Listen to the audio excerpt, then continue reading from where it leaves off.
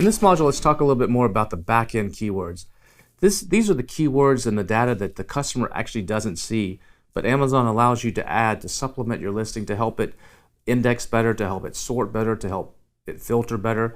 So that's what the back-end is. This is the part of Seller Central where you can actually enter some additional information to supplement your listing. What you actually see in the back of this section varies by the category. So in some categories, you'll see a whole laundry list of fields. Other categories, there'll be a much more limited list of fields.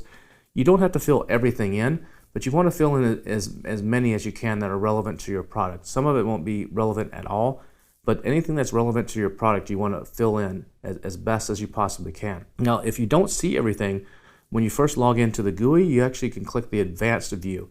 If you click Advanced View, the little tab there, it'll actually open up and it'll show you some additional information.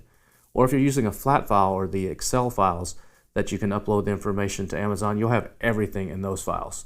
But that's a whole different animal that it's a little bit more advanced. That we'll leave that for Helium 10 Elite. So most of you are going to use the actual GUI when you're actually entering your products for the first time.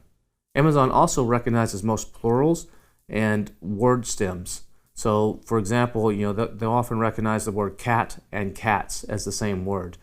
They'll also often recognize the word like end and ended as the same word. So you don't always have to repeat all those words because they'll recognize those as part of the root of it when you're dealing with the back end. Now, you don't need to repeat things over and over in the back end. The field you want to focus the most attention on in the back end is called search terms. And this one is limited to 250 bytes, actually not characters, but bytes. And bytes are how much space a character takes up in the computer's memory. And so, for example, in Enye, the N with a little scribbly line over the top of it in Spanish is actually 2 bytes. A space is a byte. A comma is a byte. So you're limited to 250 bytes.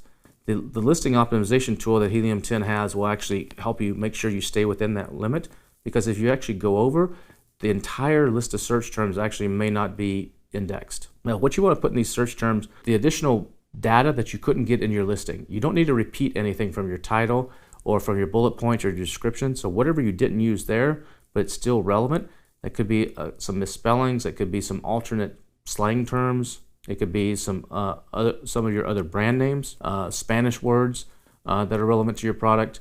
It could be some sort of sizing issues or some SKU type of things if people are searching for that. Those are the kinds of things you want to put in the search term field. You don't need to repeat anything from the front, and you don't need to repeat anything in the search term field itself.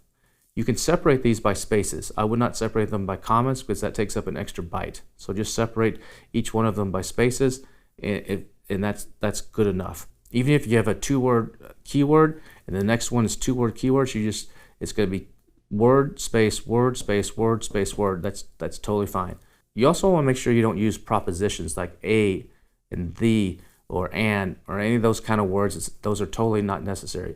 Also, be sure you don't use any restricted or prohibited words in the back end either. Other words you want to be careful with are words like best or most popular or fastest or amazing.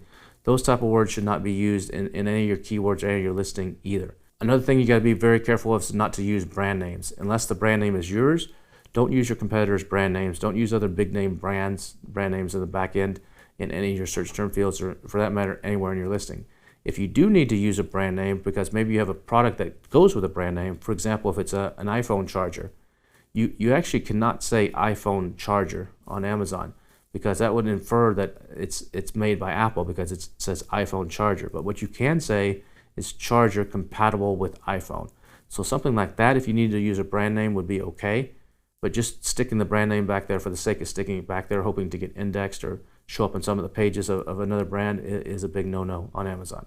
Another thing you need to keep in mind on the back end, other than the search term field, or there's a lot of other fields that you should fill in, such as color or material or country it's made in, or there's some others like warnings or alerts or warranties, dimensions. The dimensions, you should fill it in, your package dimensions and your product dimensions. Amazon may override this when the first time you actually ship something into Amazon.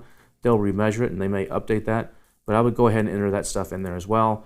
Your product's weight, your intended use, other attributes, all those kinds of things you should fill in. You may see a field called Platinum Keywords.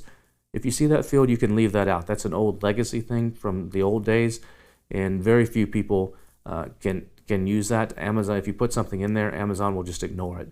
So don't worry about that platinum keywords field. So that's some of the important information you need to know about the back end. Hopefully this has helped you, and we'll see you again in the next module.